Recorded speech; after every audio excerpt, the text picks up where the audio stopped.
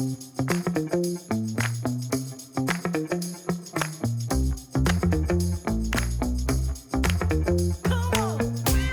मी तृप्ती. आधी माझ्या रेसिपी बघितल्या असतीलच, पण आता आम्ही एक नवीन सिरीज घेऊन येतोय, पावसाळा स्पेशल. पहिली आपण रेसिपी बनवतोय माडगं.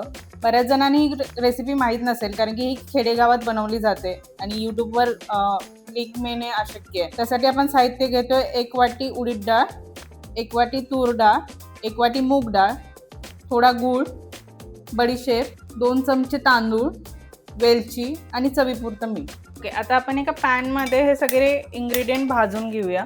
छानसे खरपूस होईपर्यंत भाजायचे.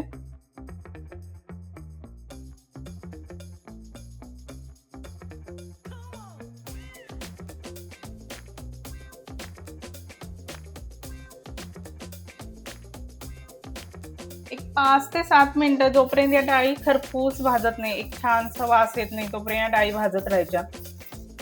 त्या डाळींना सगळे खरपूस वास येतोय, ते बंद करून घे.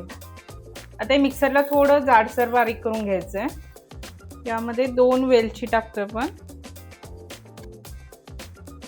आता मिक्सरमध्ये बारीक करून घेतलं, पण थोडंसं जाडसर ठेवायचं, जसं बारीक रवा असतो.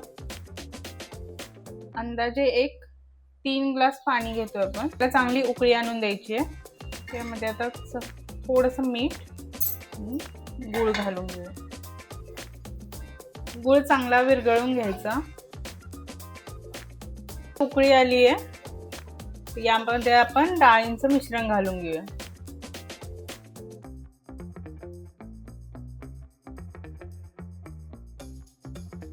आता याला मस्त उकळी आलेली आहे. आता आपण एकदा टेस्ट करूया.